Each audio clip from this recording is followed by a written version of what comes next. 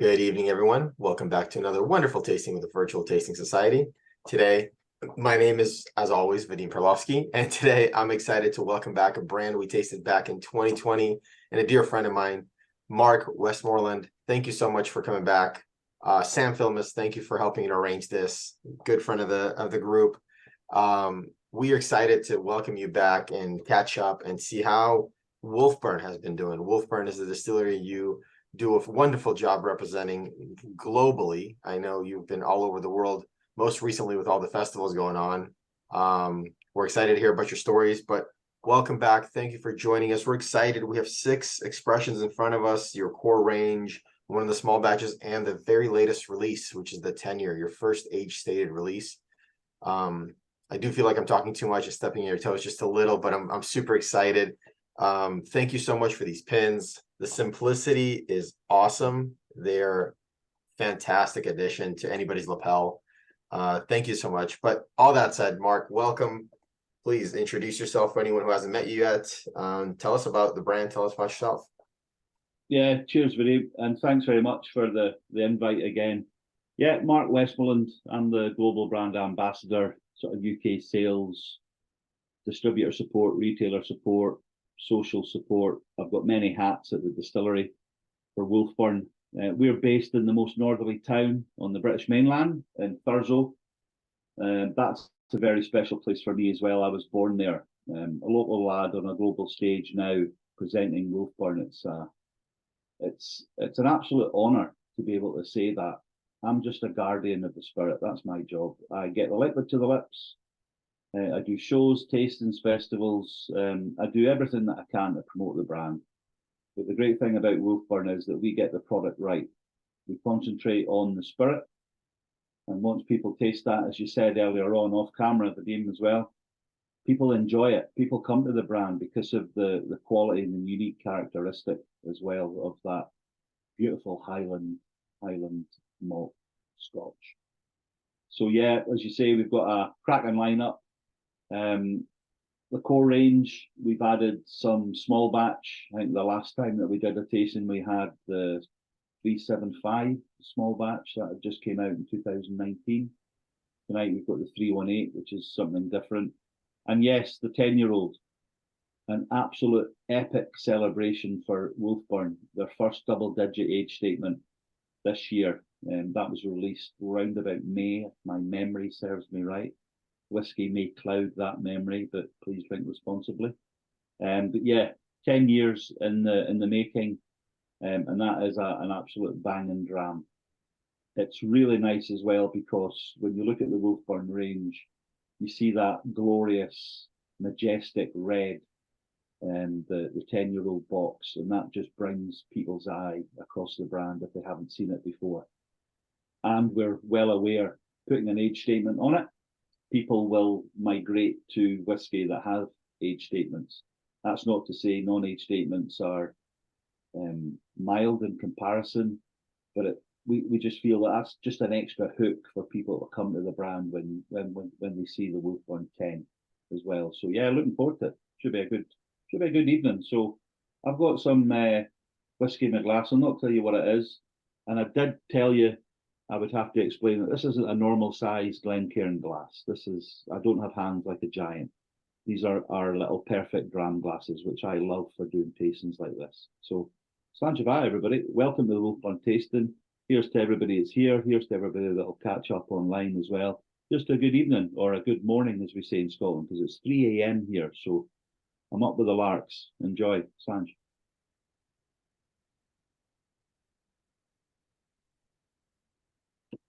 Cheers. What's the order we're going to go in? I know Jane tossed out the order. Are we tasting of the way we have it on the website? Yeah, Northland, Aurora, Morven, Landscape. And what came next? We have the small batch 318 and the 10-year. Yeah. I don't know if you want to do it in that order. I would potentially maybe put the peat and the high proof at the end, but it's totally up to you. Yeah, let's go order of the core range, and then we'll finish on the small batch. We'll finish on the lightly peated small batch. So the order will be then Northland, Aurora, Morven, Landscape, the 10-year-old, and then we'll finish on the 318. Okay. 318's a limited release, so it's nice to do the core. Excuse me, in the lineup as they came out, actually. So yeah, no, that'd be quite a good idea. So yeah, it's great. It's great to see everybody, and it's even, you know, it's even great to see Jeff there. He's got a picture of the distillery in the background. And when it first came up, I was looking at it. We've made some changes to the distillery. On Jeff's right-hand shoulder, we've got a new office that's just above the shop. So I was wondering where he got that picture from, but he tells me then he was at the distillery in August, and he's picked up a few choice bottles as well. So thank you very much, Jeff, for making the pilgrimage north. Thanks for your support. And it's always heartwarming to see pictures of the distillery behind people as well, because it gives me a little lift and a wee buzz if I don't need that already, being the ambassador for Wolfburn. It's a dream job for me. It really is. But yeah, Wolfburn, the original distillery, started in 1821. In fact, before I go into the history, I've got to say a wee thank you as well to Sam. Sam and everybody at Impex Beverages, they've brought us on board this year. It's really great to be able to come out to the US. I was in San Francisco and San Jose, and we were doing some barrel top tastings and some whiskey shop tastings. Just in the last couple of weeks, I was out there. Really nice to be able to do that. Really nice to be able to sort of pair up with a distributor who's motivated, who's passionate, who has a great portfolio. And here's to the future, Sam. Here's to a great relationship. I'm sure we'll do great things together. And here's to me getting back out stateside to do some face-to-face tastings and spreading the good word of Wolfburn and Impex together. Thanks, Mark. As I said, it's easy to represent a great whiskey. It's easy to sell it. And more we are involved in this, more I see as a Wolfburn, and Mark is almost for us like a one word. So you're a great charismatic person, and we just affiliate these two words as so connected. So thank you for representing this great brand. Yeah, superb. And again, thanks to Vadim, thanks to yourself that put the brands out there and do tastings like this, because without the groundswell of support and without the groundswell of interest in the brand, you know, as every young brand, we're 10 years into production, but we want to create that whirlpool of emotion as well. We want to create that frenzy, shall we say. So this is a great opportunity to reach the masses, to reach your audience, and to hopefully prick the ears and basically get our claws into people when they listen to the story, when they taste the drams, and then they might be tempted to go out and try some of the other bottles available in the US, because the plan is to offer the US nearly everything that we do. Why not? You know, what's the point of having an allocation around the world when people are clamoring for our spirit? You know, I always describe our sort of process. I dig the hole, I cover it with leaves and branches and watch people fall into my trap. That's the Wolfburn way. And how do we do that? It's about getting the liquid out there. And it's about doing tastings like this and getting the liquid to the lips, as I keep saying. That's what brings people to the brand. So yeah, all credit to you guys. Thanks very much. Anyway, back to the stories. Yeah, 1821 was the original Wolfburn. It only lasted for about 30 or 40 years though, and then it went into rack and ruin. As I say, based in Thurso, Thor's town. It was an old Viking settlement right on the coast of Scotland. If you're coming to Thurso and you're coming up through the UK, if your feet get wet, you've gone too far. You're over the cliff and you're in the Pentland Firth, and you're swimming to Orkney, where you can see the joys of Scapa and Highland Park. But please stop to see Wolfburn before you go there. Our owners are ex-military men, they're ex-Royal Marines, Royal Marine Commandos, and they had various business interests. They decided to build Wolfburn, they decided to rebuild Wolfburn in 2011. They bought a couple of plots of land in the new industrial estate in Thurso, and the Wolfburn, the Wolf Water, burn in Scotland's obviously a small stream. that runs at the back of the distillery. So that's the beautiful water source. It's a natural spring that rises in the moors and flows down to the sea. That's what the original Wolfburn was called. Again, a lot of distilleries in Scotland will be named after their water source, and we are no other. We've reawakened the Wolfburn name, and we first started going on spirit on the 25th of January 2013, over 10 years ago now. 25th of January is a significant date in Scotland. It's Burns Night, when anybody with an ounce of Scottish decides to wear tartan, drink whiskey, sing poems, songs, have a right old good party. I tried to sort of rebrand that night at some tastings in Edinburgh a few years ago as Wolfburn's Night, but the Patriots had me by the throat. They would not allow any other sort of piggybacking the bard Robbie Burns's night, but it was a bit of fun. It was a bit of a joke, and that's, again, this is what I like to do. I'm not ingrained in the industry. I haven't been in the industry for forever. I was a servant police officer in Scotland for 30 years. My job's speaking to people in all situations. I've been a whiskey drinker for a number of years. So I tend to do these tastings from a consumer's point of view. You know, what do we want from a tasting? You know, we want great whiskey, good stories. We want to make a memory. We want to have some fun. We want to just relax and enjoy ourselves. I describe our tastings as you're part of the wolf pack. You're part of our family now when you came to tastings like this. We're social animals, us humans. We like to feel part of something. That pack mentality, we'll go back to it. And when you feel sort of loved, valued, respected, you can relax. You can kick back. You can be more open. You can be more honest. And you can be more responsive as well. And this is what I try and do when we do our tastings. It's that sort of air of come into the body of the Kirk, as we say, come in, take a seat, relax, let's tell some stories, let's have some drams, and let's make a memory of it. So here's hoping we do that tonight. I can talk, okay? It's 3 o'clock in the morning, but already I can feel the emotion just firing when I'm talking about Thurso and the distillery. But you've got drams in front of you that you need to drink. So let's introduce the first one to you. The first dram is the first ever that we actually released in 2016.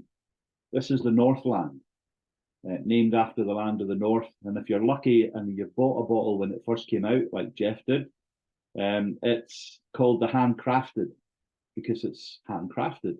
It does exactly what it says on the tin. This is how we create our whiskey. Now, this was our first release. This is a non-peated spirit that matured in peated ex-quarter casks. The ex-quarter casks are ex-Isla casks, and I've got no qualms in saying they're ex-Lafroy casks.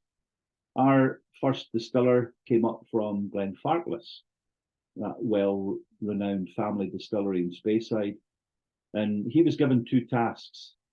First task was make a spirit of your own choosing, but make a spirit that we can sell relatively young, because we didn't do gin, we didn't do vodka, we didn't do rum. We're a whiskey distillery. The clue is in the title. For 3 years, we had no revenue coming in. So by using these small quarter casks, the spirit to wood ratio, the more contact, the more intense maturation, and the faster the maturation as well, that allowed us to release our first Northland just about 3.5 years, or just over 3 years actually, before we released it to the market, just over 3 years. And this was the dram that put us on the map. This was the dram that put us under the microscope as well, because people were saying, this dram, just over 3 years old, wow, absolutely amazing. It was like somebody finding a diamond in the dust. It was like, how can this small, independent distillery create this beautiful spirit this young? So it was the one to watch. The San Francisco Wines and Spirits competition, it won gold. And even last year, it won at the World Whisky Awards 2022, Best Non-Aged Single Malt Scotch for the Highlands. So even last year, it's still winning awards from the very, very front. If anybody asks me what my favourite Wolfburn is, I will always say Northland, always, because I'll go back to it's that immersive memory. I was bought my first bottle of Wolfburn, my mum bought me that in Thurso, but I was down at the distillery with the distillery team drinking this. So not only is it in here and it's good for my taste and flavour, it's in my heart as well. It's that immersive memory, it's that happy memory. And it's the same with anything that you're drinking or you're consuming or you're eating. If you like it and you're having fun and you're with people that you love and you value and respect, you'll remember that for the rest of your life. And certainly the Northland being the firstborn, don't tell my other children, but it was something special. It was something unusual. It was something scary as well, because for 3 years, that whiskey's been maturing and nobody knew what it would be like. But we had supreme confidence. I always say blood, sweat and tears goes into making our whiskey, but that doesn't taste nice in a glass. So that's why we've got to produce a phenomenal spirit. The Northland for me has got a beautiful sort of citrusy, orangey flavour to it, a wee bit of nutmeg spice. And because it's ex-quarter casks, ex-Isla casks, those casks being peated, there's just a slight trace of smoke, just a wee soupçon, just a wee wisp, which gives it just a little edge of character as well. It's 46%, that's the lowest that we'll bottle. It's non-chill filtered, so all the fats, the proteins, the esters, the congeners, they're all in there. We don't take anything out, not for cosmetic reasons, not for any reason. We're traditional whiskey makers.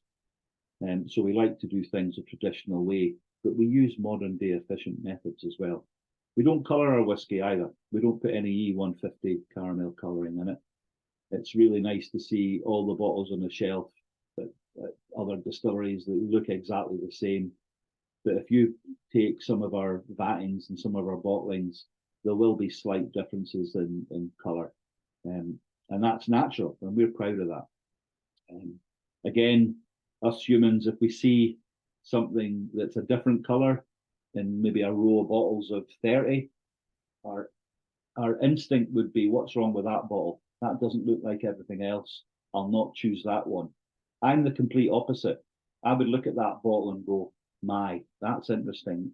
My hands are on that bottle because that is different. Different stands out.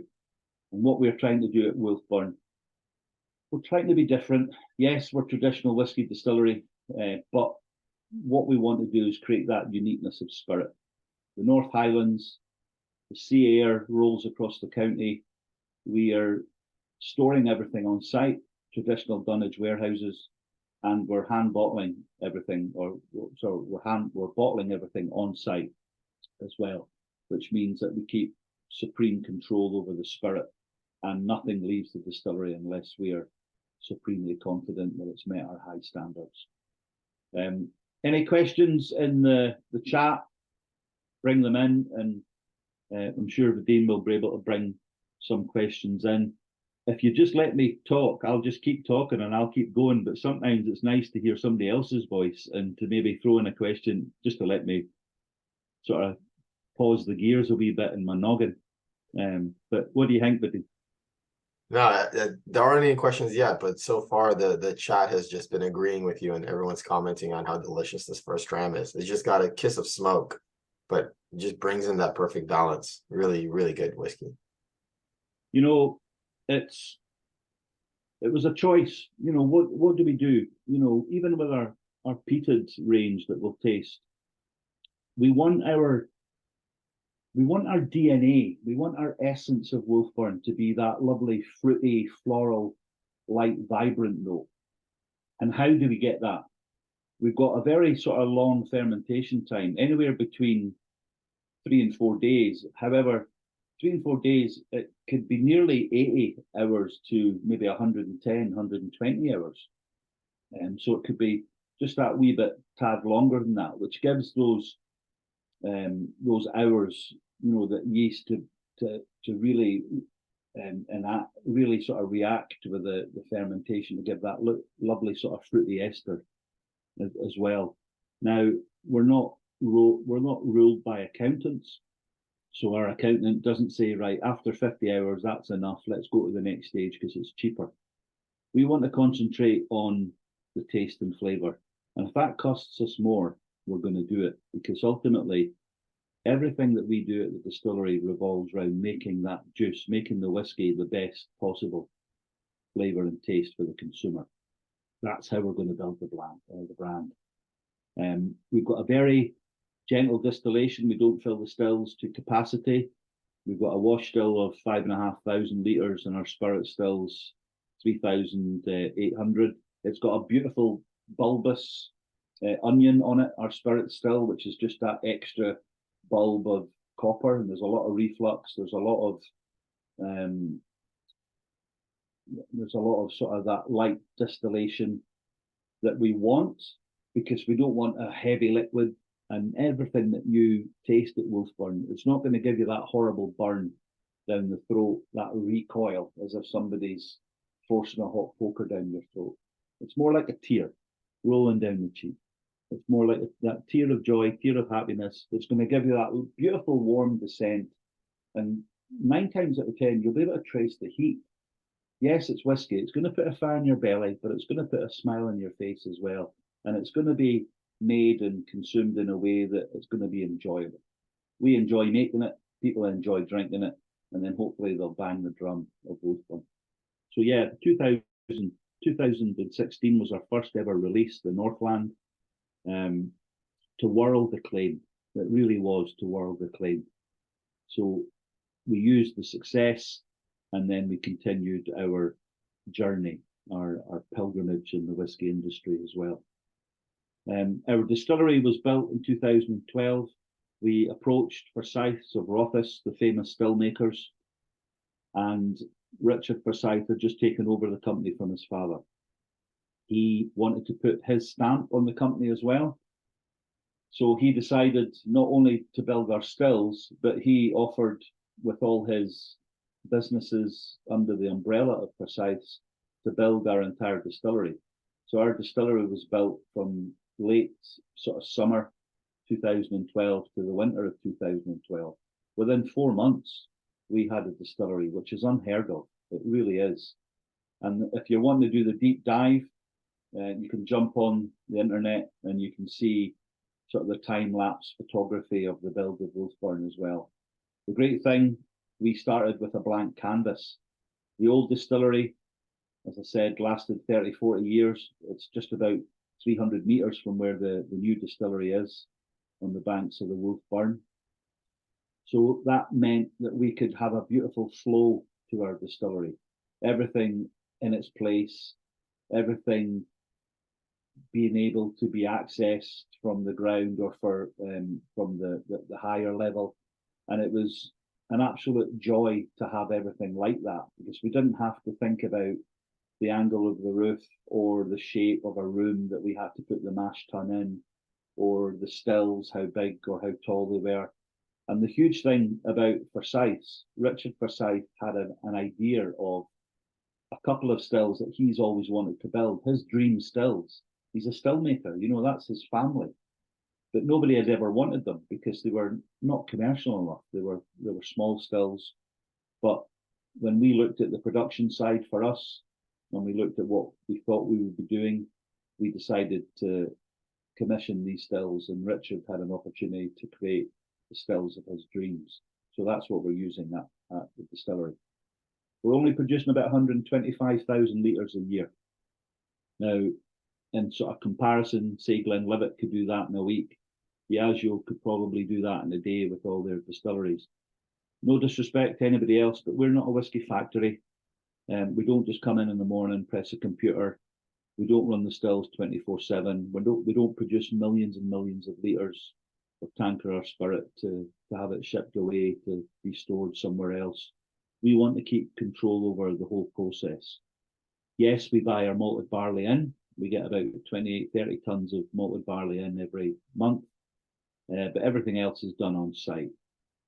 Traditional dunnage warehouses, no more than 3 casks high, which allows the outside environment to circulate the casks. We don't palletize our whiskey, so we don't put them right to the ceiling because we don't want the fluctuation of temperature from the top cask to the bottom cask. We want to be traditionalists. So that's why we do the dunnage warehouses. And again, being on the coast, that sea air rattles through. So as the cask breathes, the organic nature of the wood, the pores, as they open and the angel share leaves, the outside environment can hopefully give us that unique flavour and characteristic of the Wolfburn spirit. That light, that fruity, that floral, that vibrant note that is the building block, which is the DNA of the Wolfburn. So yeah. Oh, I could go on. You know, I'm on my soapbox here, and it's like preaching. It's like preaching the Wolfburn prayer in the name of the farmer. What was it? I made something up one time. It'll come back to me. Hopefully, it'll come back to me, but I'll speak about that later.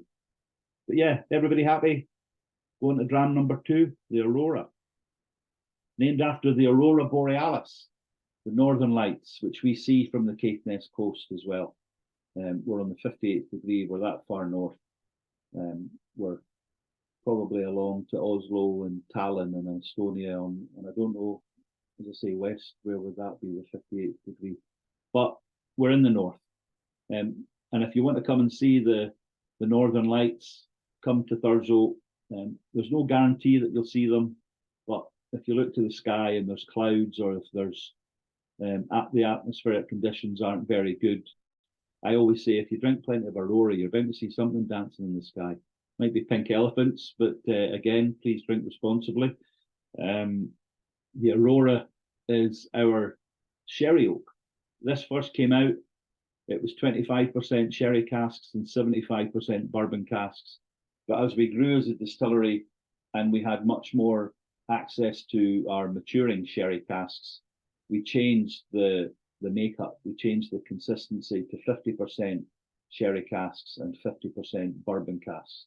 This is the same non-peated spirit that was in the Northland, your first dram, but these are different maturations.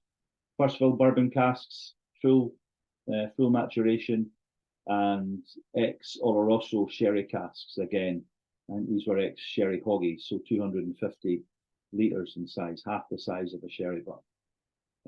Full maturation. So this just isn't a sherry finish. This is full maturation sherry, full maturation bourbon, and then vatted together as well.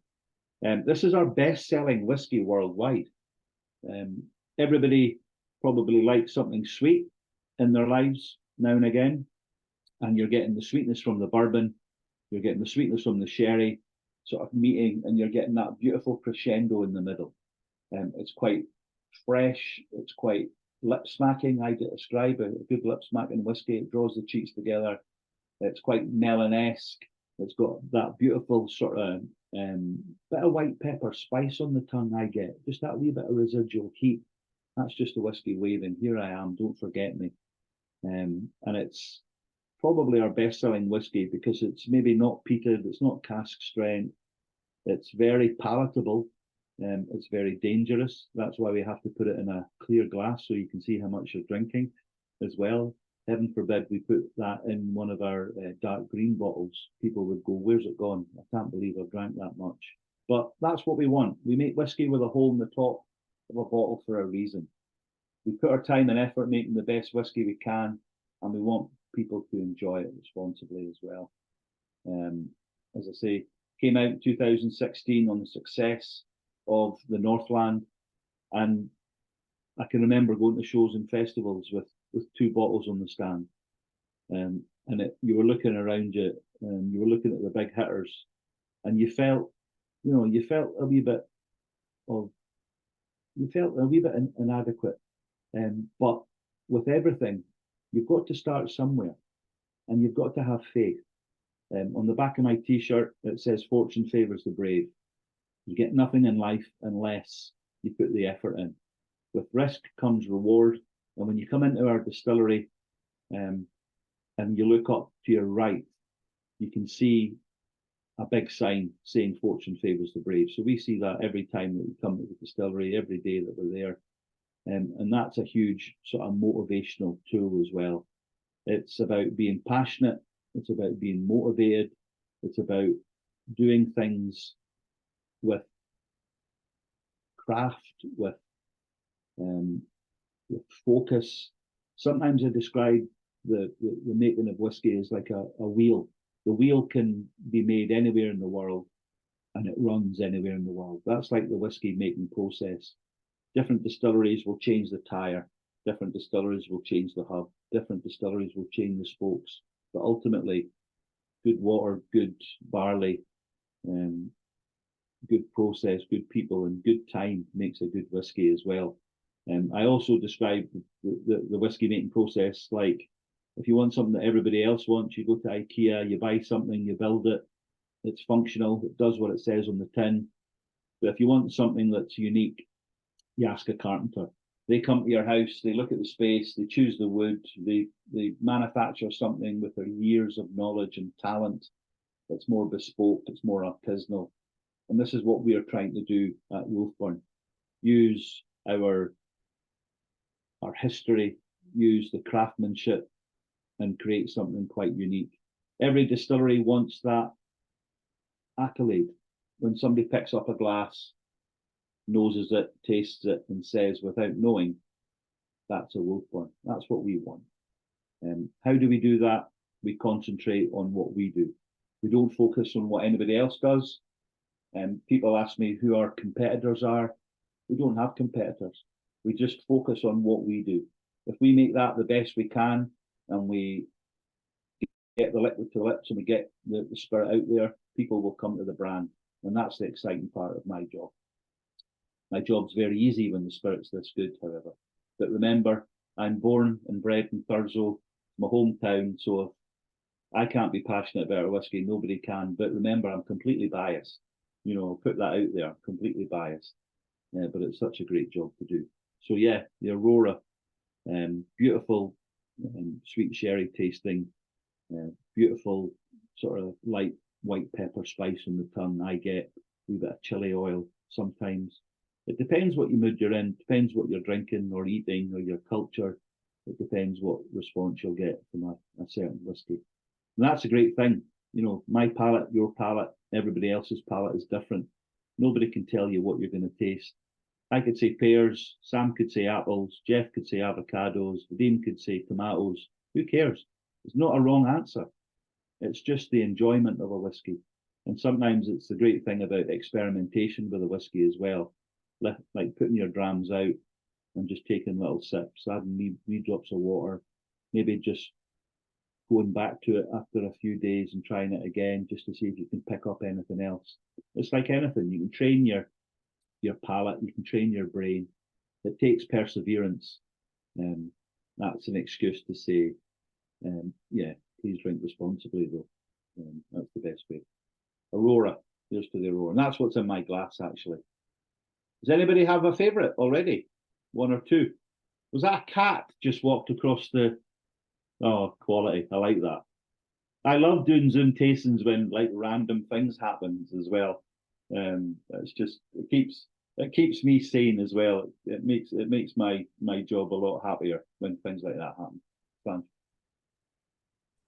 Mark, I drink responsibly. So see. I do like that. No questions, folks. You're quite happy. I will say I am picking one or two favorites so far.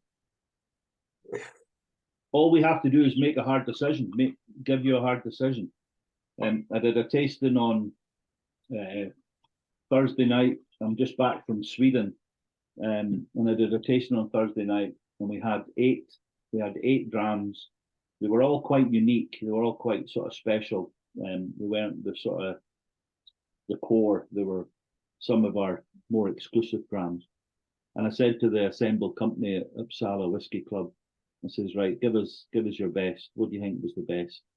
And people had a huge problem trying to decide which ones that they could put. They eventually did vote. Two came up as the favourites, but the rest had so many votes as well. And that's, you know, that when you put your hand on heart, that's what we want to do as traditional whiskey makers. We want people to enjoy all of our whiskies that we make. We just don't want to make one standout whiskey that people will always go to. because people have different flavors, they have different wants, they have different experiences. And as traditional whiskey makers, we want to cast the net really wide to catch as many people. And we've certainly started doing that, and we'll continue to do that with our expressions as well. Time-wise, we're 3:45 in the morning here in Bonnie, Scotland, so it's going well. A third gram tonight, Morven, something just that wee bit different. For the majority of the year, we run the stills non-peated, which means that we buy our malted barley, which hasn't been kiln dried over peat smoke to give it that phenolic compound, that smokiness. But for some months before the summer shutdown, we buy a lightly peated malt, only 10 ppm, only 10 phenol parts per million. That smokiness is very, very light. It's not like the big hitting sort of Octomore at 300. This is 10. And again, why we want 10, we don't want that smokiness to overwhelm our spirit. And the Morven was our first core expression that we used the lightly peated spirit in. Morven is named after the highest peak in Caithness. Caithness, the area, that's the county, it's Europe's largest peat bog. We're trying to get World UNESCO Heritage status. It was voted this year, but I think there's a vote next year to see if we can get that. So it's flat as a pancake, and Morven rises to just over 700 meters in height. So it's not a Munro. I think they class it as a Corbett, but it's visible from the majority of the Caithness countryside because Caithness is so flat. Morven is also a beautiful girl's name in Scotland and around the world, and my niece is called Morven as well. So it's always a nice nod when we're drinking Morven, I think, of the family as well. So this why is Morven spelled with a V instead of a BH? It's not the Gaelic sort of, it's not the, it's not that sort of. You Americanized it for us. Well, it's how it is. Yeah, it's how it is. The North Coast isn't kissed a lot with the Gaelic. It's more the West Coast in Scotland as well. But yeah, it's the Morven's a beautiful nod to our heritage and our community and our past.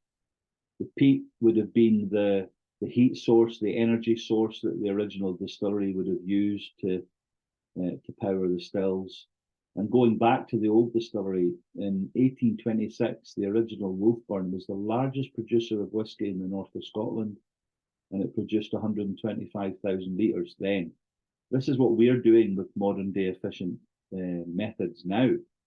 So it just shows you the scale that the distillery would have been on way back in the 1800s. So yeah, Morven using the peat, the lightly peated malts, and nod to our history and our heritage.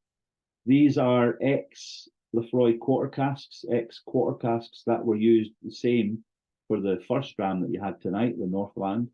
And we've added some ex-first fill bourbon casks as well. So all bourbon casks, basically, some 50% ex-Lefroy quarters, some first fill bourbon.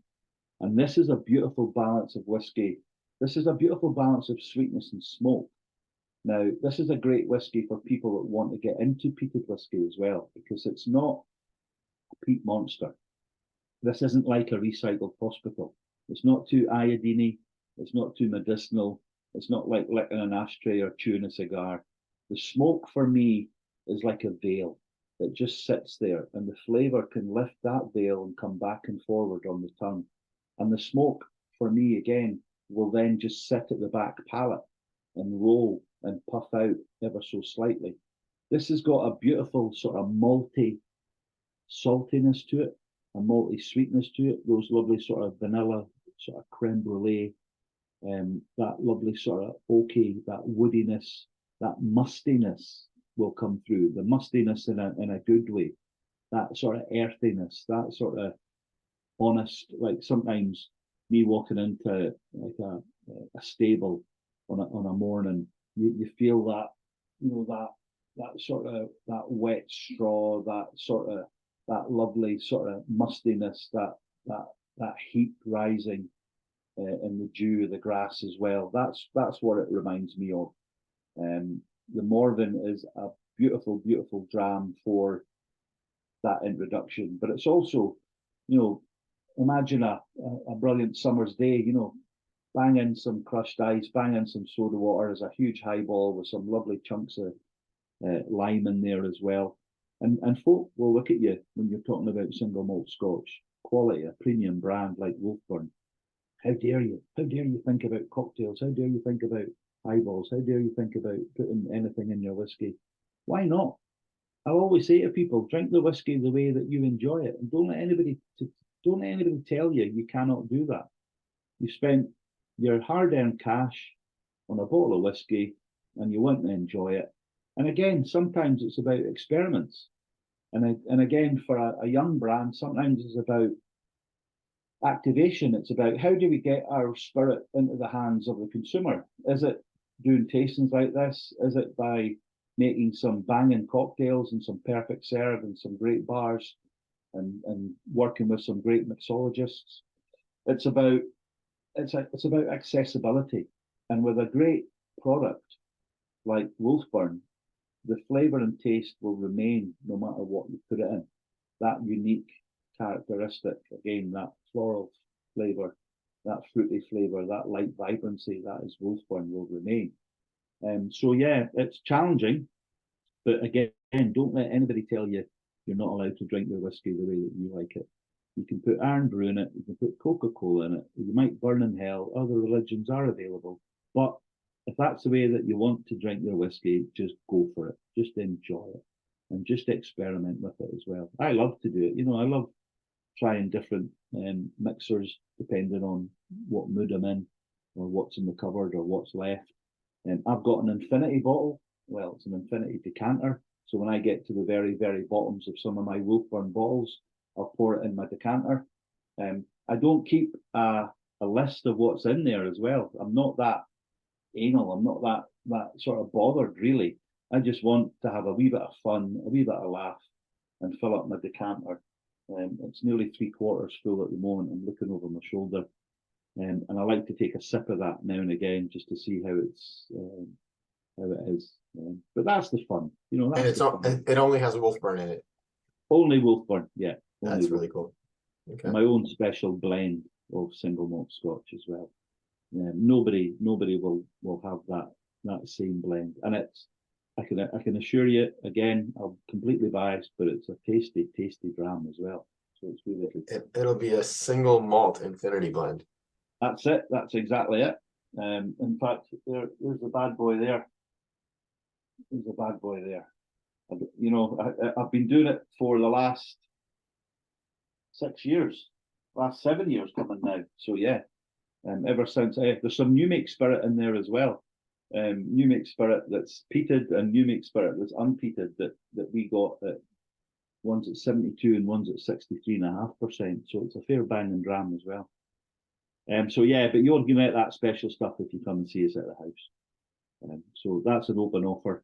Maybe not to everybody, because it maybe won't go that far, but I'll maybe put some of that in a 100 milliliter bottle and take it on my next expedition stateside and let you have a wee sip of that if I meet you. Everybody happy? Morven, is anybody special dram so far? Again, yeah, Jeff, I think you're a peat monster. As soon as you say the word peat, your eyes light up like fires. I see that, which is really good. He doesn't have an idea, does he? Let me turn off my background and just. You're in warehouse number. There you go. That's what you want. Somebody who's a passionate fan of the spirit, which is really good.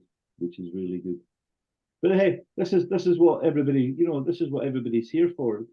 They're here for some good drams, some good stories, to spend a good day in good company, and hopefully making a memory of it as well. The great thing is with bottles, you can pick up a bottle, or you can drink from a bottle and say, oh, the last time that I was having this, I was with X, Y, and Z, and we were celebrating this, that, and the next thing. And that's the way it should be. a whiskey is the glue that binds folk together. I think the community that we are in the whiskey community, and these events are so good in this respect to get the name out and to bang the drum. What are we on? Landscape.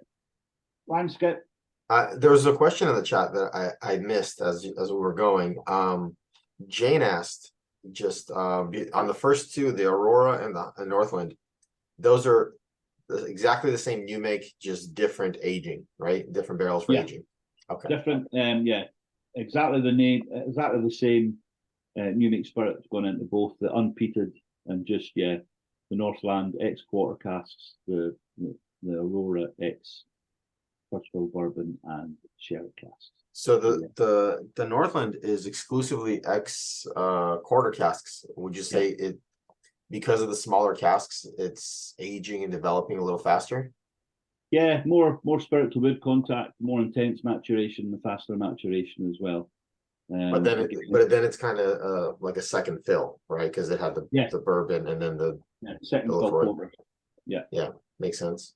Interesting. And again, that's why we went for the quarter casks, because remember, our first distiller was given make the spirit relatively quick so we can sell it, because we don't do gin, vodka and rum, so we don't have any revenue coming in. We still don't. We want Wolfburn to be synonymous with a quality single malt Scotch. When you hear the Wolfburn name, that's all we do. Don't get it mixed up with anything else. It's only quality single malt Scotch. Bang. That's exactly what it says on the tin. That's what we do. Or the bottle, should we say. But yeah, Landscape, we still use the same non-peated spirit, but this is bourbon cask maturation only. Full bourbon casks. But instead of 46% that we've been drinking so far, this now jumps up to 58%. So near cask strength. And why 58%? It's a wee nod, actually, to where we are in the world. As I mentioned earlier on, we're on the 58th degree in the world. So it's a wee nod to our heritage and where we are, 58 degrees. We didn't want it to be over hot or over aggressive, but nothing that we'll do at Wolfburn is aggressive. It's named the Landscape after the Viking longship. So you can imagine that Viking longship smashing through the waves. The water will splash on the front of the boat, and then in its wake will be a beautiful lingering tail, a nice long finish. That's what I think drinking the Landscape does for me. It gives you a lovely rush to the front of the palate, and then it'll slowly dissipate. It'll give you that lovely rolling tongue, that lovely lingering finish, that lingering tail of typical sort of marzipan, oaky, vanilla sweetness, that wee bit of honey. If you take a breath through after you've drank it as well, after it sort of subsides, you'll get that almond nuttiness coming through as well. It's a banging dram for your buck, this one, 58%.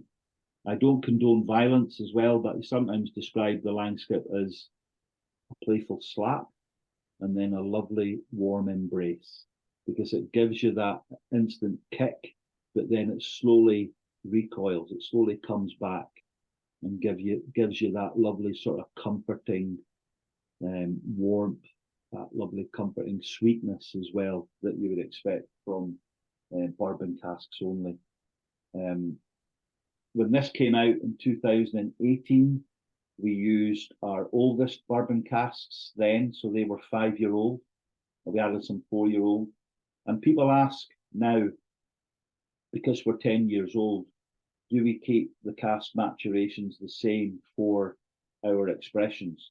The answer is we always change the maturity that we're using, but we always like to keep the consistency of the taste and flavour, because there's no point creating a brand and creating 4 core expressions and then changing them, because that just messes with people's heads.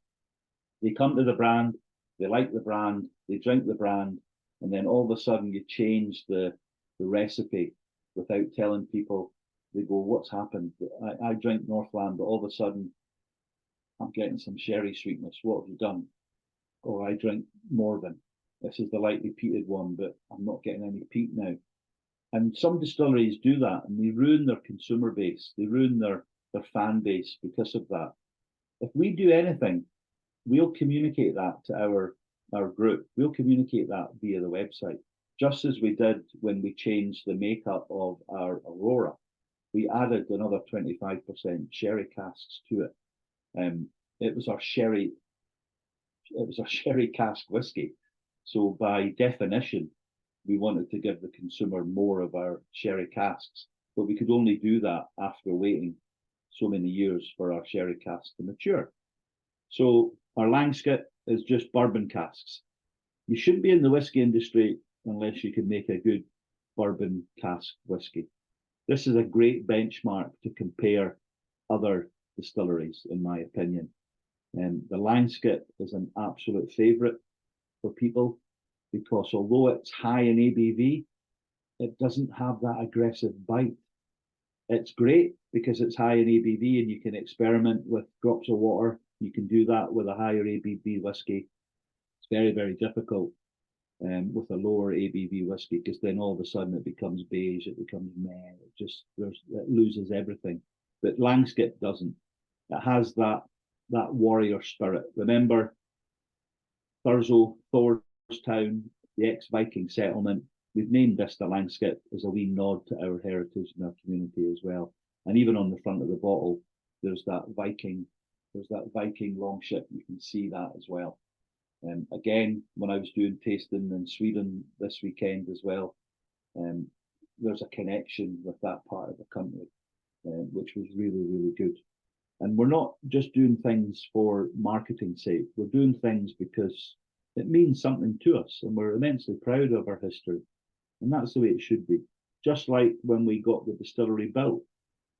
When you're building a new distillery, you like to have something from an old distillery in your distillery. So when Forsyths were building our distillery in 2012, where they're based in Rothes, in Speyside, and it's the site, their manufacturing site is the site of the old Caperdonach distillery, the old sort of Glen Grant 2, as it was sometimes called. So we've got two old Caperdonach washbacks in our distillery. Our washbacks are 9,500 litres. These washbacks are 57,000 litres. And that just shows you the sort of comparison and scale and productivity. But one's our fresh water tank that we draw from the Wolfburn, and one's our effluent tank, the one that contains all our waste. We try not to get them mixed up for obvious reasons. That would be absolute carnage. But the same farmer that comes to bring our like the draft from the mash tun for his cattle feed, he takes that away. He'll come and empty the effluent tank to spray on the fields because it's still very nutrient rich as well, and that's at no cost. So again, it's a really nice way to support the local farm and the agriculture in the area. And people are so they're so focused as well nowadays on the green credentials and the carbon footprint of whisky distilleries, and we'll try and do everything that we can do to keep flying the flag the best way we can for good whisky production, but doing it the most ethically and moral way. We're not as good as other distilleries, and there's a sliding scale as well, but we're trying our best. And any time that we want to replace equipment or do something different, the green option is always on the table. Sometimes it's about what's good for the company, what's good for our production, but it's always a consideration as well. So that's very important. We know that. The Langsket, 58% bourbon aged whiskey, bang. Good bang for your buck, this one. Is this one anybody's favourite? This one's amazing. So good.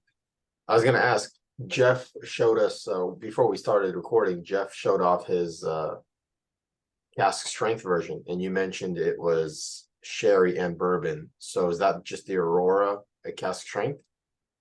Yeah, you could say it's like the Aurora's big brother or sister on steroids. That's maybe a nice way to do it. But yeah, And for those watching at home, that Sam said that cask strength is coming to the States, so keep an eye out for it. Should be really good. The great thing what we do some of the cask strength. We used to do the cask strength every June. It used to come out as our Father's Day expression as well. But this year we've decided to do the cask strength. We usually put a limit on the cask strength to just sub 2,000 bottles. But this year we haven't, because what we want to see is the response. And if it's a good response, we'll continue to do it. It won't be part of the core range, but at 58.2%, it's a mix of Oloroso sherry casks and bourbon casks. And it is another banging dram with that beautiful crescendo like the Aurora coming together. If that's the one you have. And you said it's clocking in at what? Cask strength 58.2? 58.2, I think it is, that one. So Langskip is just a hair under her at cask strength. Wow. Yeah, 58, yeah.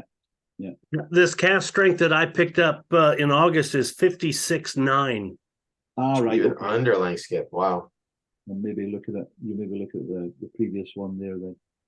But it is the sherry and bourbon casks. In bourbon cask. Yeah. So again, this is what we do. Good maturation, good strength, good flavour and taste. This is what we want to do as traditional whiskey makers. And full maturation, not just finishes. Finishes are okay, depending on what you want to do. We've done 2 finishes. We've done a port finish in 2020. That was the small batch 155. And we did a Madeira cask finish, batch 204 that came out in 2020 as well. That was super sweet, super lush. The 458 that you have there as well, Jeff, that's Pedro Jimenez sherry casks, and that is available in the US as well. And that's a lightly peated with ex-bourbon casks as well. So it is just, yeah. The great thing is, as I said earlier on, it's about making it a hard choice, but giving people a choice of different flavors and tastes, because we all know everybody has a different go-to, and we just have to provide something that tickles their fancy or catches their interest. This is what we want to do as a distillery, as a young distillery as well. That's how we bring people to the brand, bring more fans to the Wolfpack. That's what we want. So yeah, okay for time as well. Everything going swimmingly. Not too Everything's fast. great. Brilliant. Again, it's just a nice, relaxed conversation. I'm quite happy. Just going at the same pace. If some of the stories that jump into my head, I was telling some stories when out in San Francisco as well. Where we are in the North Coast, we've got a good tradition of visits from the royal family, because just outside Thurso, there's the Castle of May, which was the Queen Mother's residence. And in 2019, Prince Charles, as he was at the time, his official title in Scotland when he visited as the Prince was the Duke of Rothesay. So he came to visit our distillery in July 2019 it was. A lot of the bakers, the butchers, the candlestick makers, shall we say, a lot of the shops in the Caithness area have the royal warrant, the royal seal, because they supply the royal family when they're resident in Caithness at the Castle of May. So he came to visit our distillery. He was taken on a tour. He drank from our very first cask that we filled on the 25th of January 2013. He tasted some other expressions. I got speaking to his personal protection guys, the cops that travel with him as well, kindred spirits as we are. And they kept telling me, can we get him out of the distillery? He's spending far too much time. He's enjoying himself too much. and we've got some other jobs for him this afternoon that he needs to go to. But he was having a wee dram here and a wee dram there, and he was having a wee bit of banter, and he was having a wee bit of chat with everybody. And he came along the line and was being introduced to the distillery team. And he's got like an equerry or a sort of butler behind him, a second in command, I don't know what you call them. But he was giving him the nod. So, this is Andrew, this is one of the owners, and this is Harry, this is one of the owners. So he would go up and say, "Oh, hello, Andrew, you believe you're the owner or one of the co-owners," and have a little discussion. And then he came to me, and he came up to me and he says, "Oh, hello, Mark, you're the global brand ambassador. You must do as much traveling as me." And I said to him, I says, "With all due respect, I think you'll have more air miles than me, sir." And at that point, he took a step towards me. And I thought, have I offended him? Is he like angry? Is he coming for me, sort of thing? And then he just peered at me and he says, "Oh, I do love a man who still waxes his moustache." And I said to him, I says, "Well, by royal approval then, sir, I shall continue to do that." So yeah, a wee bit of laugh and a joke with him about my moustache as well. My Wolfburn whiskers, as I call them. You know, I started growing these when I started working with the company because I wanted to sort of reinvent myself from my police career. I just wanted something completely different. It's not a disguise. I don't have to disguise myself. It's not as if I wanted a disguise so that people that I used to deal with in a previous job didn't recognize me when I was doing this job. But I always use the analogy. I used to lock people up for drinking too much. Now I've came to the dark side. I'm actively encouraging people to drink whiskey. But again, please drink responsibly. Poacher turned gamekeeper. I was a gamekeeper. Now I've turned poacher. But yeah, some good funny stories like that are littered through the distillery. But yeah, waxing moustache on behalf of now King Charles. And we did a coronation bottle for him, one of 600 bottles produced, because we celebrated the fact that he became king and he's a friend of the distillery as well. And so that was available. And that was Langscott. That was all bourbon cask matured whiskey at cask strength. And that was his favourite from the distillery. His favourite out of many a whiskey he tried at the distillery on that day. So here's hoping he'll be back. And you never know, we might have that royal seal, that royal warrant eventually next to the distillery. Be great for marketing purposes, but it would be great because we supplied the royal family with whiskey. He bought his own bottle that day. He bottled his own bottle for the Duke of Rothesay. It was a commemorative bottle, and he actually paid it with his own cash. So again, if they're buying whiskey, we can apply for a royal warrant. So that might happen in a few years. Watch this space. I'm looking forward to next time announcing you as Lord Mark. Never. With the Never. royal moustache. No, I've been called a lot worse. Don't worry. But no, I'm quite happy. Sir Mark. No, I'm quite happy just flying under the radar. And hey, that's what Wolfburn does. We're very humble, actually.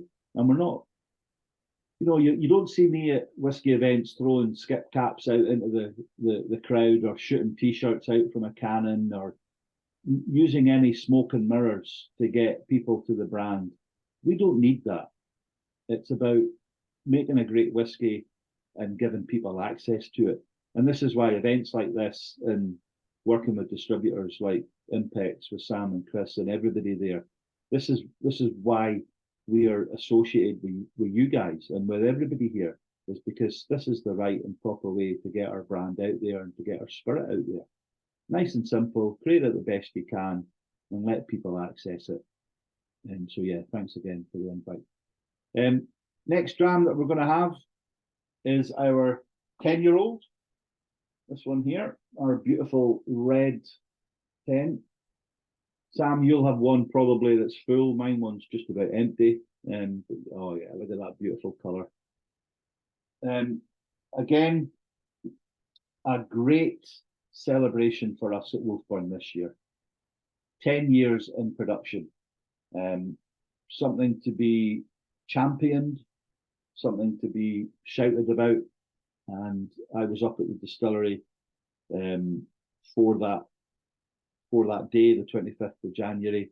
The release of the 10-year-old came out a few months later because we were getting everything organized. So this is available in the US. This is full maturation in sherry casks, Oloroso sherry casks. Now, these are second fill Oloroso casks as well. So this might not be the sherry bomb that everybody's expecting, but with second fill casks, full maturation in Oloroso, for us, we want the beautiful, dry, dark fruit, nutty spiciness to come through, but we want our distillery character to shine through as well, because ultimately it's our 10-year-old, so we want to celebrate our distillery character.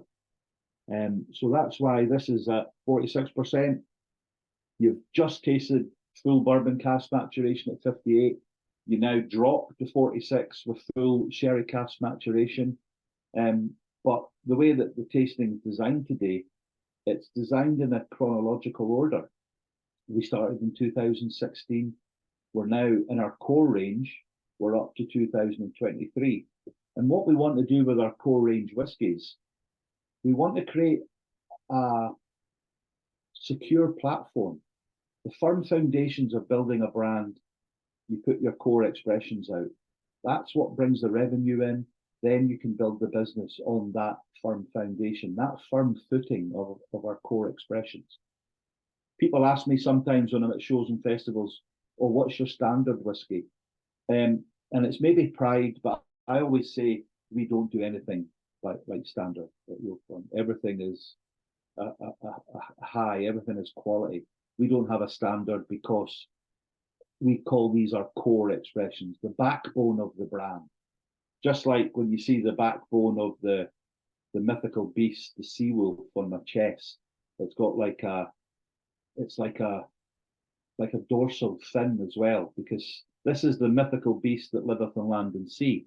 I'll speak about that as well, but let's concentrate on our 10-year-old at the moment.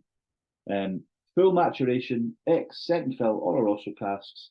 This came out in May to great acclaim. We're in 40 countries across the world. That's our sort of distribution network as well. This is going to be part of the core range, so this isn't going to be a flash in the pan. Celebrate with us. In fact, I do have an empty glass here. I will pour myself one. I love that sound. See that cork popping sound? That should be like a message alert. I do shows and festivals, and as soon as you start setting up the stand, as soon as you take a cork out, we're like little meerkats. Everybody sort of starts looking up who's opened the bottle and any chance of getting a taste. That's one of the advantages of my job as well. But yeah, the 10-year-old as well for me. I love a sherry cask maturation. You know, I like something that lovely sort of fruitiness, that sort of caramel spiciness, a bit of sort of figs, a bit of sort of walnut oiliness on the palate for me as well.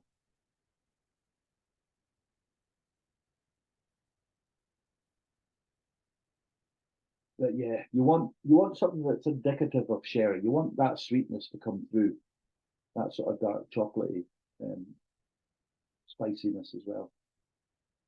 And at 46%, it's immensely quaffable as well. So here's to our 10-year-old. Here's to the great celebration in 2023 that we are at Wolfburn. I forgot to tell you that we're only 18 people in the whole company. 18. We've added maybe 3 or 4 since we last spoke in 2020. So the business is evolving. We're bringing more people to the brand, but here's to our 10-year-old.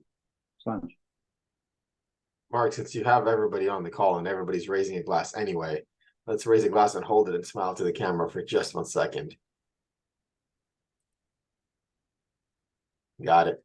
It's very rare that I don't have to call people back. You're such a force in keeping everybody entertained on the call that Thank you for No. this. So cheers to you. Thank you for the wonderful tasting in the evening. I usually have to call a few people back in, and everyone here seems to be really enjoying it. And yeah, you really know how to capture a room. So thank you. This is what we do. And the great thing is, with great spirit and great company and great friends and great whiskey, you know, you'll create memories, and this is what I like to do. But this is just, yeah, this is us in a glass as well. You know, we talk about our character, we talk about our essence, our DNA of Wolfburn.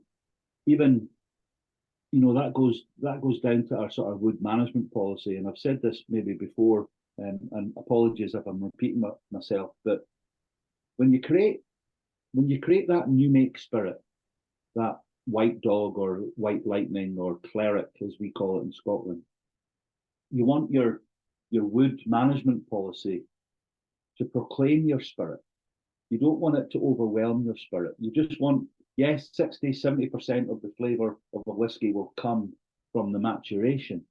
But when you create a new make spirit that's drinkable already, like our new make spirit has got a beautiful tropical fruit flavour to it, got a wee bit of sort of pineapple, mango-esque, that beautiful sort of creaminess to it, that oiliness to it as well. I can remember Andrew, one of our owners, speaking to one of the workers at Forsyth, and he was asking about the water test that was done for the whiskey. And Andrew said, "How do you mean water test?" And the guy says, "Look, I've been done distilleries for a number of years. A lot of distilleries will test their water for good whiskey making properties." And Andrew sort of looked at him quite blankly and went, "Well, it's a natural spring. It rises in the moors. It runs to the sea. It's lovely, mineral rich, but we've not tested it." And the guy was astonished. This guy from Forsyth that builds whiskey distilleries for a living was astonished. "You haven't done a water test?" Andrew was like, no, I haven't done a water test." And he's like, "All right, okay." So he toddled off with a wee bit of concern. When we started on spirit, when we started doing our tests and playing about with the weights and the mash tun and the fermentation times and the distillation times, the guy was back. The guy was back at the distillery. And when we had honed our process, Andrew took him to the spirit safe and took a glass out of the heart of the spirit and said to him, "There you go, have a dram, or not, have a taste." And the boy sort of looked at him and went, "Go on then, I'll have a taste." He wasn't expecting much. And he took a dram, took a sip, and he looked at him. And he looked at the stills, and he looked at everything round about him, and he put the glass back down, shook his head, picked up the glass again and took another sip, and he says, "I do this for a living. That's one of the best new make spirits I've ever tasted. And for a guy that hasn't done a water test, you've hit the jackpot. You've actually hit the jackpot." And Andrew, you could see Andrew at this point sort of puffing his chest out, going, yeah, I knew we were on the winner sort of thing, completely blagging it. But it just goes to show you, again, back of the t-shirt, the sign in the distillery, "Fortune favours the brave." With risk comes reward. You get nothing in life unless you get off your backside and put the effort in. And certainly that's what we're doing at the distillery, making our spirit. That's what we do when we do tastings. That's what we do when we reach out to distributors and we support them. Because the whole reason I was in the United States, in San Francisco, San Jose, 2 weeks ago, was to support Impex. And this is what you'll always get with us. You'll get that personal relationship. You'll get that honesty, because we want at Wolfburn to have our honesty and our integrity and our moral core, our values at the center of what we do. And it's all about being open and honest and being friendly with people. Yes, we're a business. Yes, we have to make money, but let's do it in a way that everybody's going to win. You're going to get great spirit. We're going to get money back to the business that we can reinvest in the business. We've just built our 5th warehouse this year. So we've got 5 warehouses on site. And because we store everything on site and it's traditional dunnage, we're probably filling about 1,000 casks a year. So it's not a huge amount, But we've now exhausted all the land around our distillery on the 2 plots of land that we bought in 2012. So our neighbours, we're maybe going to ask our neighbours on the site if we can have a part of their land to maybe put other warehouses on, but we'll wait and see what happens. With a distillery, you have to look to the future. You have to look at 5, 10, 15 years. And this is, this is the hard part. It's about the longevity of the business. It's great that we have that consistency in making whiskey, and we're getting more and more visitors to the distillery. We're on Scotland's Route 66, shall we say. It's called the North Coast 500. 500 miles from Inverness. You go up the east coast, along the north coast, down the west coast, and back to Inverness. You can go clockwise, you can go anti-clockwise, but we get a lot of visitors from that.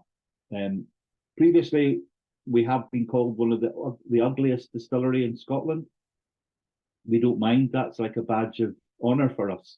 We don't concentrate on the aesthetics. We don't concentrate on what we look like.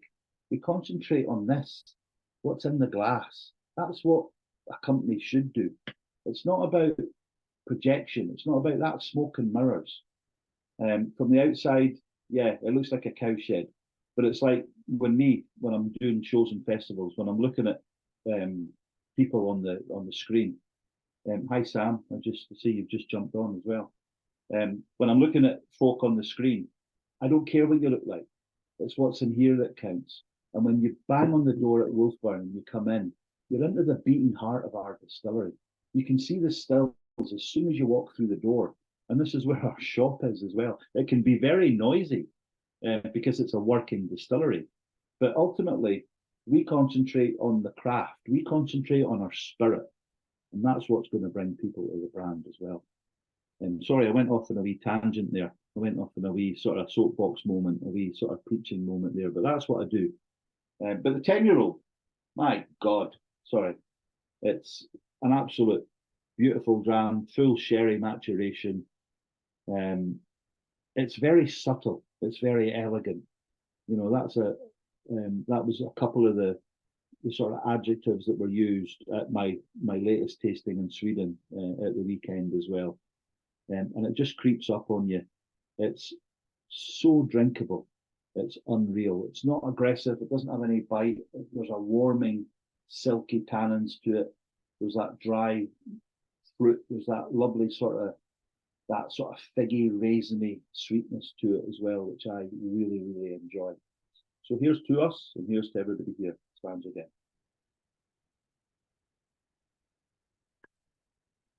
Man, what a great morning's tasting. At 4:30 in the morning on a dreich Scottish morning outside, drinking whiskey with a whiskey community across the world. This is these are what dreams are made of sometimes. Hopefully I'll sleep for the rest of the day, and then I've got a tasting at 1 o'clock in the morning tonight for Canada. So I'll be back on it as well. Yeah, it's what we do. So unfortunately, we're on our last dram. We're on our last. We do appreciate you staying up late or waking up early for us. This is a really pleasure. Thank you so much. It's what you have to do. We're a global company, so we've got a global reach, and you have to make concessions as well. The next time that I'm out stateside, it'd be great to do something like. You always have a warm welcome waiting for you in LA. Yeah, and unfortunately, you get me the same way. My patter's the same, my banter's the same. You just have to ask me different stories because, again, when I'm presenting, it's about, like, what do I tell them? What stories do I tell them? I've got umpteen stories in my life. As long as you got the royal stash, that's all we care about. Yeah, that'll continue. That'll continue. I need to get it. I need to go to the barber before I go to Germany. That's the plan. Get it modelled again as well. But yeah, we're having fun, and our owners are ex-Royal Marines. They want to have a bit of fun with the distillery as well. Now, I talked about the sea wolf, the mythical beast that liveth on land and sea. There we go. I'm going to put my just mix it up a wee bit. So this is the sea wolf, the mythical beast that liveth in land of sea. It's not Harry Potter, it's not Game of Thrones, it's the sea wolf. It's from a book called The History of Four-Footed Beasts and Serpents. It came out in the 16th century. I've been lucky enough, I've seen one of the original books from 1555, and that's in Scotland's oldest lending library, just south of Crieff. The librarian didn't know that we had that as our motto as well. So she was delighted, and she got a gift of whiskey for her troubles for allowing me to see the book as well, which was really nice. And she's actually offered to do a tasting at the library with the books on show. So that might, be the premium of previous tastings, maybe to, I don't know, maybe a distributor's tasting. I don't know, Sam. You never know. We'll maybe get you over and show you the exact book. But yeah, I'm maybe talking out with my pay grade here. We'll see what happens. But yeah, the mythical sea wolf. We wanted something that would relate to the sea where we are, Thurso being the coastal town, and the Wolfburn where we draw the water from. So the sea and the wolf. Now, our owners, ex-Royal Marines, they're also known as the sea wolves because they fight on land and sea. So again, this is the motif, but there's a sub-story. And there's also a sub-story in relation to our small batch 318. All our small batches are numbers. 318, the first number relates to the warehouse that it's matured in, and the second two numbers relate to the stau or the rail, where the spirits are matured. So warehouse number 3 and stau number 18. We've done our first small batch came out in 2017. That was the small batch 128, followed by the 270, followed by the 375, which was a small batch were released on the 21st of March 2019 to celebrate my 50th birthday. These Royal Marines will never admit that they did that, but deep down I know that they do have a heart, and they released that to celebrate my birthday, but nah, we'll never get them to admit that. We did a small batch 155, port finish, a Madeira cask finish, a 204. We did the 318, we've done the 458, and we've just released the small batch 177, which is ex-rum casks as well. Now, if you take all the numbers of our small batches and you put them out there is another link to all the numbers.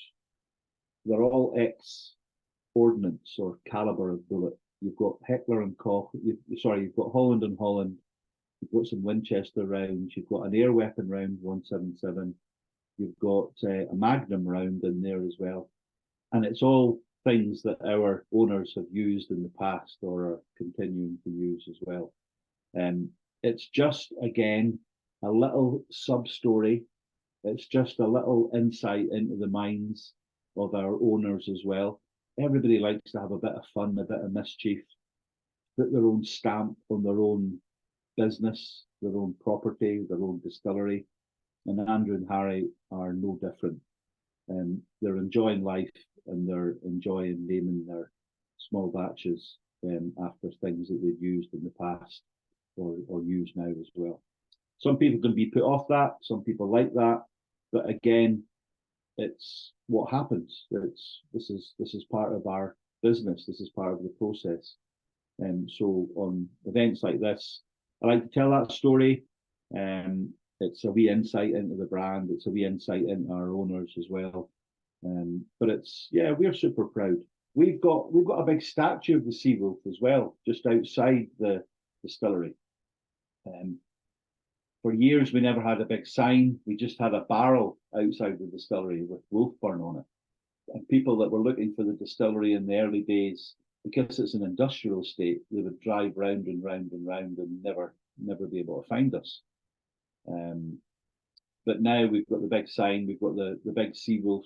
We've got the big sea wolf sculpture outside the distillery.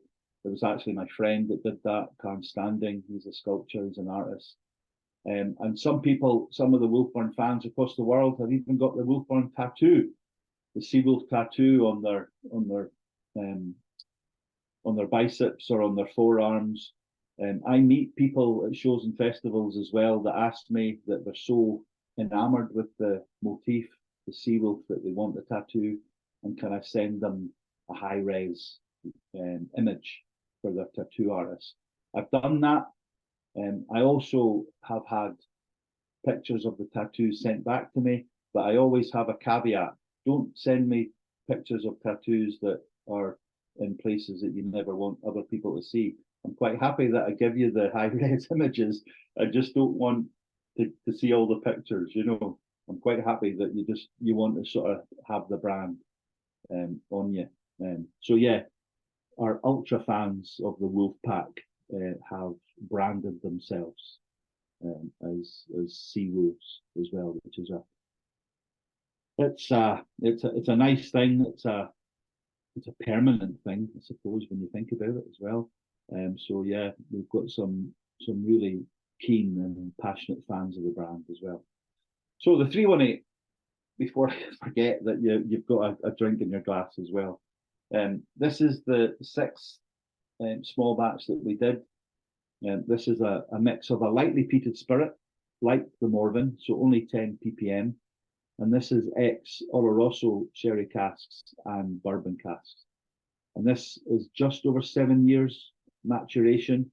This came out 2021, no, I think it was 2021 to 2022, because the next small batch was a 458. And instead of using Oloroso sherry casks, we've used some Pedro Jimenez sherry casks in the 458. The 318 was, again, a showstopper, a festival success. Why we did the same small batch after it, sherry and bourbon with lightly peated, it was basically because of the success of the 318. There was only 4,800 bottles produced worldwide. So again, on sort of 50 markets, on just over 40 markets, we had to sort of spread the love as well. We could sell everything to the Asian market, we could sell everything to different markets, but as a distillery, what we want to do, we want to make sure that our distributors have access to what we're producing, that our fans have access from our distributors, and that's how we want to build the brand. I always describe the Wolfburn experience as like a still pond, and you get the Wolfburn stone and you just drop it in the middle, and you just watch the ripples go out to the further extremities as they go. They get bigger and they get bigger and they get bigger. This is how we want to grow as a company. We want to be organic, we want to be natural, we want to bring people to the brand. How do we do that? We have to give them access to our spirit. So when we do a small batch, it's really nice to sort of spread that love around the world. It's quite difficult because some markets are bigger than others, but we like to give an allocation. And if people don't want to take their allocation, we can then offer it to others as well. But the 318, I don't have any here actually. I think the last bottle of 318 I finished last year. I might have one in my reserve.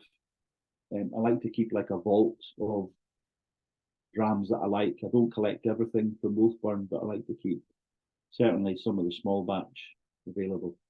But again, from memory, you've got a lightly peated Oloroso spirit, and you've got the bourbon spirit coming through. So when you talk about our core range, when you talk about the Aurora, that's a combination of bourbon and sherry casks, but this is now an introduction of a lightly peated spirit. I used to always sort of refer to the 318 as the smoky big sister or the smoky brother out the back, and the young Auroras looking to the future. And I don't know if that's a good analogy, but the addition of smoke to the sherry and bourbon casks that we've done really, really works. And because it's only 10 ppm, again, it doesn't overwhelm the spirit. There's a lot of sort of ginger spice. There's quite sort of clove. When you smell it, it's like a lot of the sort of Christmas cake sort of notes are very overly used, but from memory, that's exactly what it was like. My mum used to make a Christmas cake, and she used to ladle sherry on it every week, and we knew where it was, and we never used to touch it, but we used to just lift the lid now and again just to smell it, because it was that iconic sort of rich raisin-esque, that lovely sponge, that lovely sweetness that you get. And again, when we talk about memories of tastings, and we talk about memories of tastes and flavors, if it resonates with you, you'll enjoy it, and you'll keep going back to it time and time again. So I can remember as a child, as I say, opening this Tupperware dish with this big cake in it, just getting those lovely rich sherry aromas coming out as well. And that's what I get. That's what I get from the 318. Well, that's my memory that I get from the 318 as well. It's maybe not to everybody's taste. We know that, because again, we just like to give them an opportunity to try it, because this is a more unique, limited expression. Once it's gone, it's gone. We're never going to say it's never going to be replicated, but with the casks that we use, we're never going to get the exact same taste and flavour.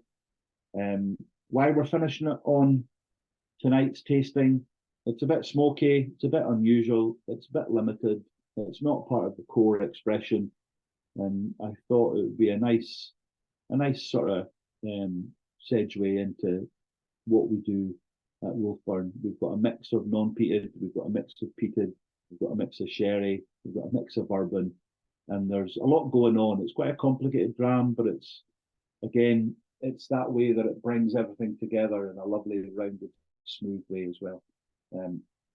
There's a bit sort of crystalline, sort of sticky fruit I get from the 318. But again, I'll let you guys decide. I see you've got a poll up, what you prefer, what the best dram of the evening was. But as far as I'm concerned, I'll finish my Aurora, that's in the glass. I finished my 10-year-old straight away. That was, that didn't last very long. It didn't hit the sides as it went down either. But I'll finish my Aurora and say, this is a great opportunity again to be able to present.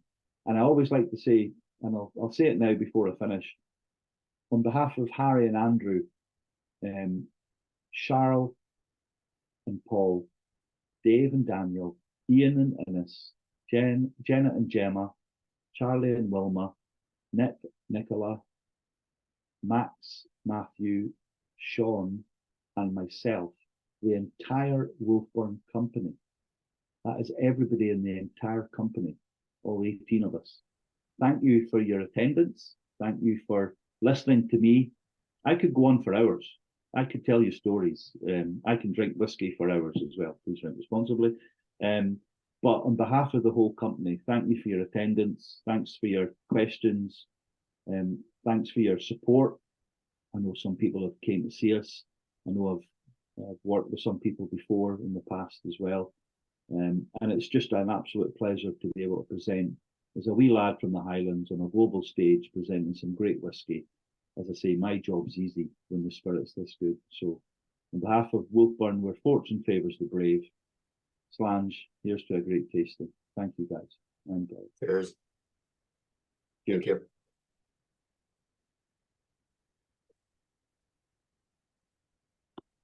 So, any questions? Sorry. Jeff had a question. Jeff, you want to ask that question about the small batch? I was just roughly how many casks make up a small batch? I can't give you a definite answer, because sometimes it depends what the size of the casks, depends how big the batch is. If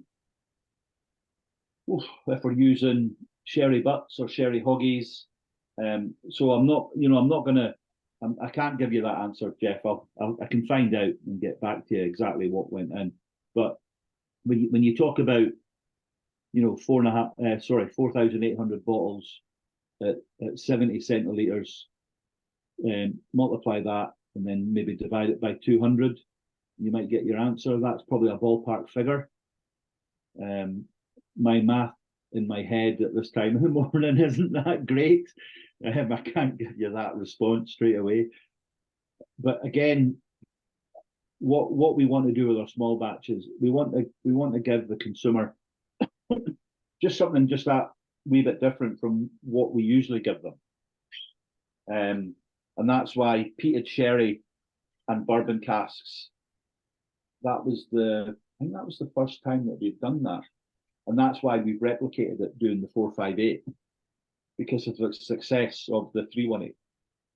And as I say, we've just changed the consistency of the sherry to Pedro Jimenez. In my opinion, Oloroso, dry, nutty, spicy, dark fruit influence. Pedro Jimenez, a wee bit more decadent, a wee bit more lush, a wee bit more sweet, a wee bit more more of those sort of figs, dates, walnuts. Those, again, that crystalline fruit. But the 458 is available in the US.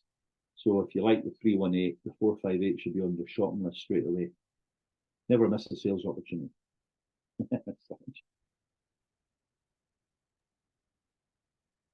We like to have a little fun with the poll. Do you want to take a guess of what was the winner? Yeah, well, actually, I'll go with Langskip. You and I both would have thought Langskip. Prepare to be amazed. 0 votes for Langskip. Wow. I would have voted for Langskip, but #1 was tied for Morven and 10-year. Mind blown. I mean, the 10-year, I get. Morven, who are all these Pete heads that are in this room right now? And why didn't Langskip get a vote? Get out. No, it's, the great thing is, when you look at polls from the whiskies that we presented, it's really nice to have an audience that is different. It's really nice to have an audience that are honest with their opinions as well. And you seem to get that wherever we go because of the drams that we present. Because I'll go back to traditional whiskey makers. We want to capture traditional tastes, and we're certainly achieving that with our maturation and especially with our ppm levels and our lightly peated as well, because some people can go away from peat straight away. When people come to a stand at Wolfburn, I did it at the weekend in Sweden. I was in the Netherlands the week before as well. When people come to the stand and they've never tasted Wolfburn before, I always say, what do you like? Because I'm going to give you something completely different. When you go to a stand, it's about being adventurous. It's about being courageous. It's about opening your mind to the possibility of different flavors and tastes. Again, it's like searching for the diamonds in the dust. You get that wow, that amazement factor. And when people come to the brand at Wolfburn, they'll say, oh, I don't like peated whiskey. And I says, okay, you don't like peated whiskey, but can I maybe give you some Morven? It's a lightly peated whiskey. Oh, I'm not sure. And I says, well, I'm a big lad. If you don't like it, there's a spittoon there, or you can pour it out, or I'll take it on the chin. And the amount of people that taste the Morven and say, I actually like this. And I'm saying, but that's a peated whiskey. And they're like, oh man, does that mean I like peated whiskey now? And I says, well, says it's a start. Says you like Morven, you like Wolfburn, so that's a start. So that's the hook. And again, it's about the education of your palate, and it's about opening yourself up to different flavors and tastes that are out there as well. But yeah, when you go to shows and festivals, don't be beige. Don't be part of the people that just go around drinking what they always drink. Search out a distillery that you've never heard of. Search out a different spirit that you've never tasted. There's some great, tequilas out there, mezcal, grapas. There's some beautiful cognacs. There's some banging whiskies as well that you've never ever heard of. And be amazed, but be adventurous, be courageous, and see if we can tantalize your taste buds. But ultimately, come to the Wolfburn stand first. Set the benchmark high, and then come back and see us before you go. Well said.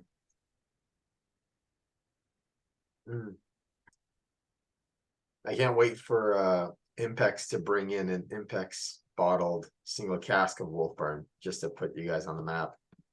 Well, I think that'll be coming. That'll be coming. Just as Sam says, I gave them and carried some samples out there. They tasted one which they like. So watch this space. Watch this space. Awesome. Yes, today is a little bit like a historical day for us because we did select the first single cask.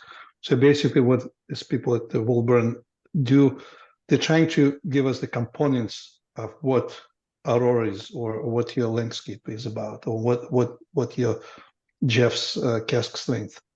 So basically we got the samples of fully matured in bourbon casks or ex-bourbon casks and fully matured in ex-sherry casks.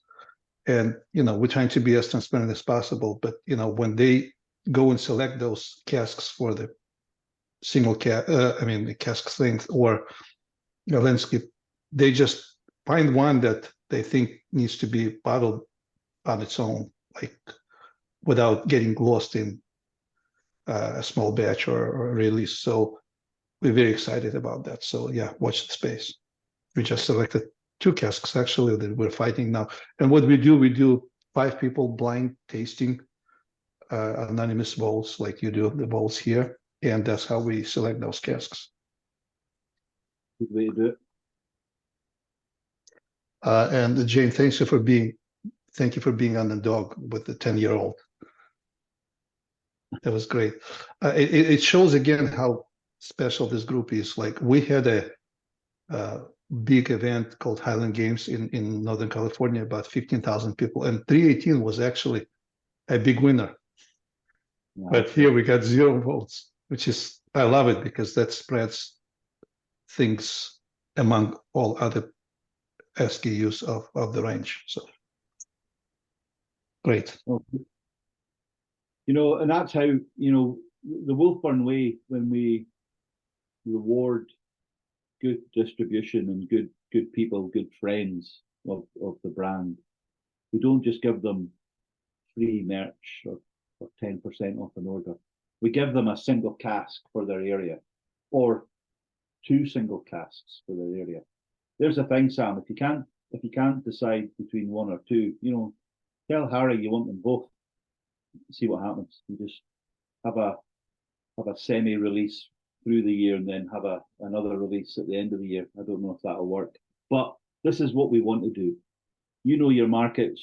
Yes, we're businesses. We're going to have to punt the spirit, as we say, but let's do it in a way that we know people are going to enjoy it. When people like the brand, they like the core, give them something just that wee bit different, that wee bit unusual from a single cask. We all know single cask sells, and to have it in a Wolfburn bottle with a design specifically for the US market will be an absolute banging label, I'm sure, as well. I keep using the word banging; it's one of my favourites. But yeah, it'll be something special to celebrate. And when you do launch that, make sure that I'm over stateside to support you guys to do that, because that's what I do as part of my job. It's not me. Yes, I might be the face, I might be the jazz hands at the front of Wolfburn, but it's the folk at the back of me putting the effort in. It's the folk at the distillery doing things a consistent way that allows me to have a great relationship with people around the world, because I can go into places with supreme confidence that I'm going in the great spirit, and that'll continue to the US market next year as well. We'll definitely celebrate the launch of the first ever single cask in the US.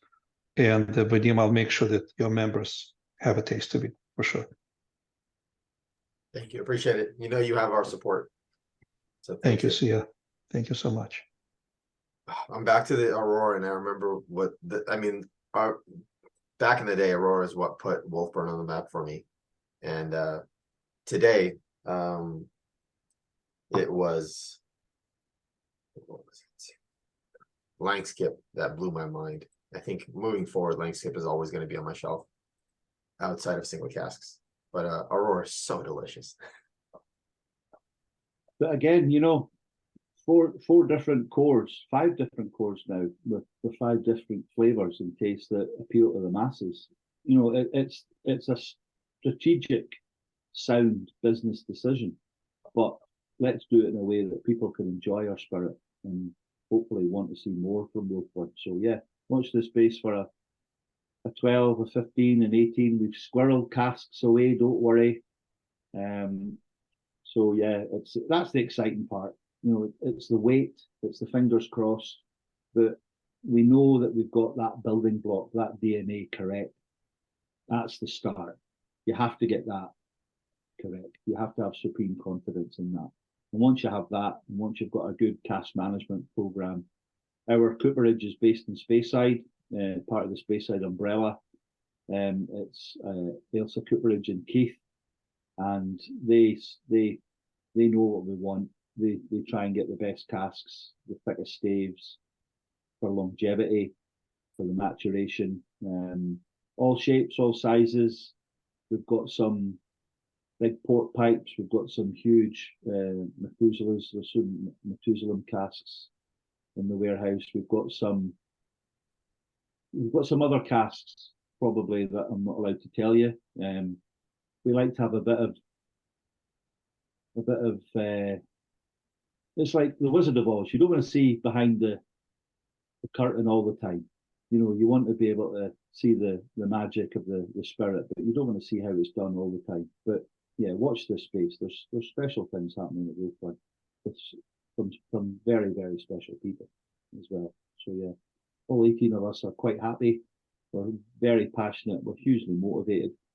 I had our deputy distillery manager over in the Netherlands at our distributors festival. Now, Innes won't mind me telling them, and I told them when I was over there, he's our second in command. When our distillery manager is away, Innes is in charge of the distillery. He's 24 years old. He's 24. He's been with us for seven years now. He has the confidence, he has the ability, he has the knowledge to run that distillery at 24 years of age, our second in command. But he's just a humble lad. You won't get our distillery manager doing talks like this because he's like, nah, leave me alone. I make the whiskey. Mark's front of house. He can do that.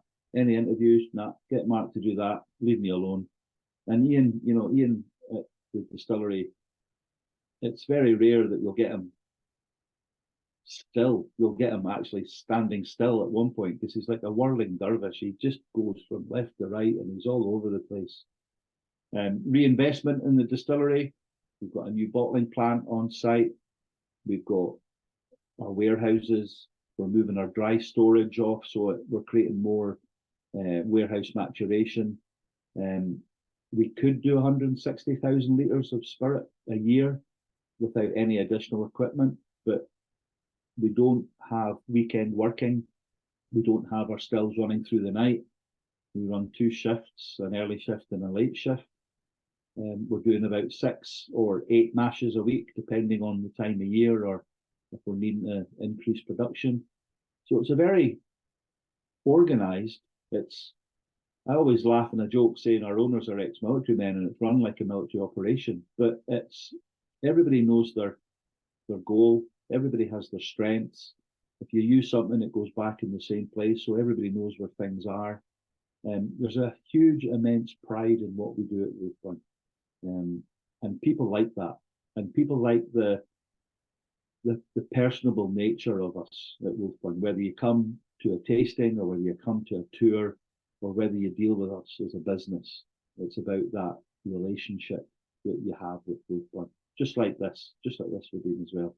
You know, we met a few years ago during the pandemic and we started talking, and it's great to be able to reach out again, and it's great to be able to do it in person. You know, we're here for a bit longer on this earth, so let's make a moment. This ain't a practice, so the next time that I'm stateside, yeah, let's jump up for a drama or that. Let's do a meet in LA. You're gonna let me go to bed now? Definitely, Mark. Thank you so much. Yeah, no, absolutely. We appreciate you. Thank you for your time. Thank you for spending your night with us. I think we've taken up enough of your night.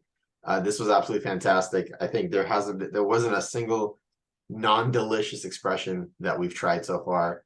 I think your whiskey only gets better and better and better every time I taste it. So thank you for sharing it with us and sharing the story. It's always a pleasure to have you on.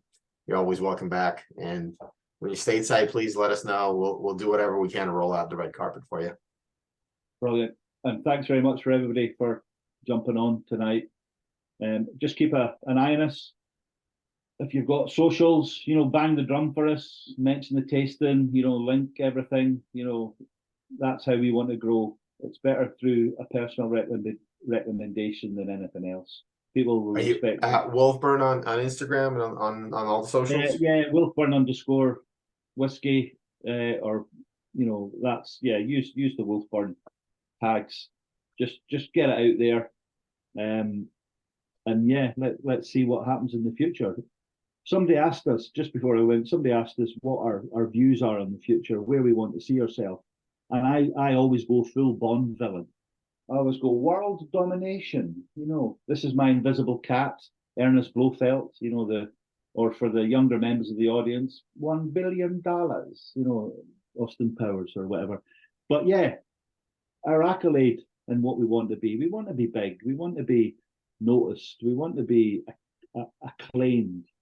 But how do we do that? Is we just make great spirit and we get the liquid to our lips. So yeah, thanks for the opportunity and thanks for your support, everybody. And hope to see you soon in the flesh, whenever. So yeah, cheers, Awesome. guys. Cheers.